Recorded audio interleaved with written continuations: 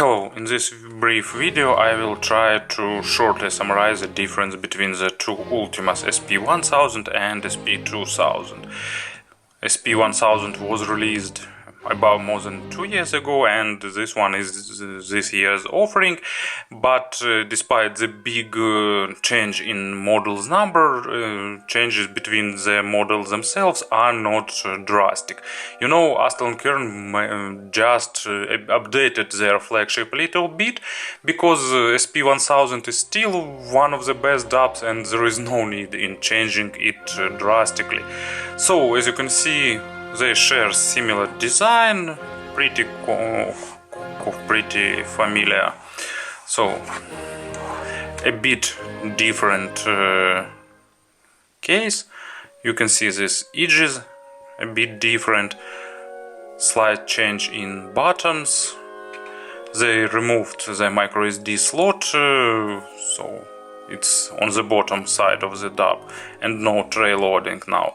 Still using 3.5mm and 2.5mm, a bit changed shape of edges here, a bit changed this digital crown, and also there is no connector for the amplifier, only SP1000 will have it.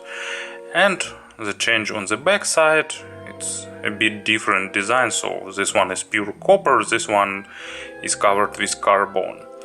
Internal changes are not big too, well, but they are not small too. So here used new AK4499 chip. It's the most recent and the best digital tonal converter offering in the Asahi Kasei lineup, and it uses two of them. This one uses a bit older AK4497, and this one has more power. So from the single-ended output, here you will have 2 volts RMS, here 3 volts RMS. Here from balanced out you will have 3 volts RMS, and here 6 volts RMS.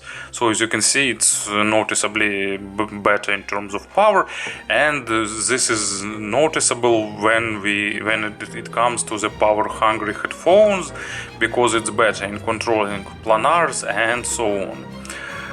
Also, this one has more flash memory. It has 512 gigabytes of flash, while this one is only 256 gigabytes. So half of terabyte of built-in memory. I think it's a worse addition.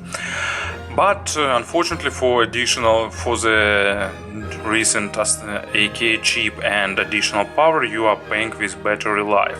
So this one will give you up to 12 hours, with this one you can expect up to 8 hours.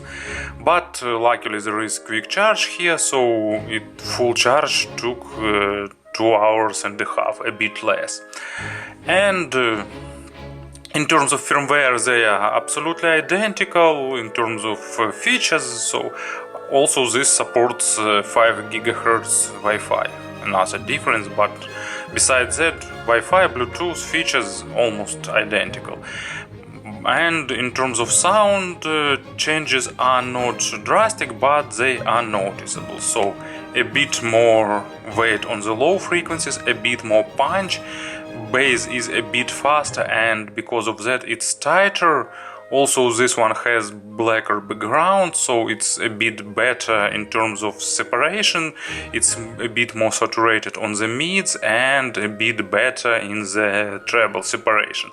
All that changes, and also stage here is bigger than here.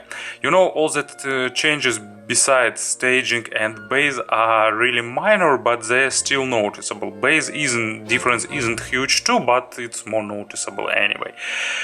So, to summarize everything, I really recommend you to listen before going to upgrade, because, you know, if you are buying a new dub, of course SP2000 is a better option despite the lower battery life. But if you already own SP1000 and you like it, there is no urge in doing upgrades, selling it with some loss and going and instantly buying this one. But go and do some tests, because after tests I I've found that I prefer this one more and it's more suiting my tastes. So basically I have to pay for this upgrade. I will sell this one and get this one. So that's my subjective opinion, but if you're interested in more detailed reviews, please follow the links in the description, and I suppose I will help a little bit in making this tough choice. Thank you for listening and have a nice day.